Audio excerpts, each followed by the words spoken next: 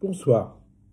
Je vous parle depuis Bruxelles où je viens d'arriver, sans grande encombre. Bon, il y a encore quelques privilèges de passeport européen. Mais il y a une chose qui frappe, bien sûr, c'est les contrôles, la raréfaction des trains, 3 trains par jour, Paris-Bruxelles, et puis ces contrôles permanents. On se croirait un petit peu revenu au temps du rideau de fer.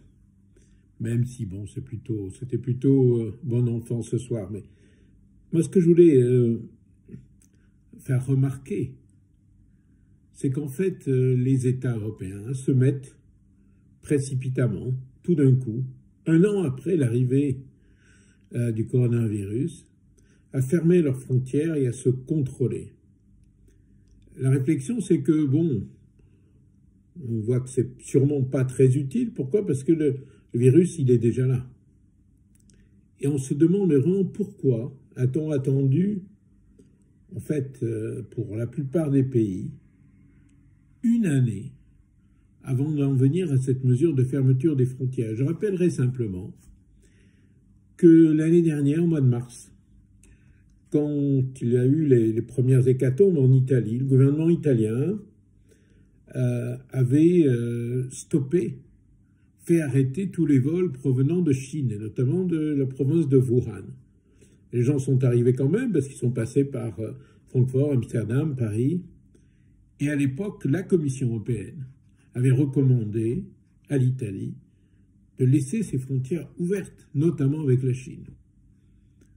Taïwan, qui connaît, avec une population de 24 millions d'habitants, à 200 km de la Chine continentale, à 1 millier de kilomètres de Wuhan, 7 décès pour 24 millions d'habitants, a tout de suite stoppé, dès janvier, tous ses contacts avec la région de Wuhan et puis quelques jours après avec toute la Chine.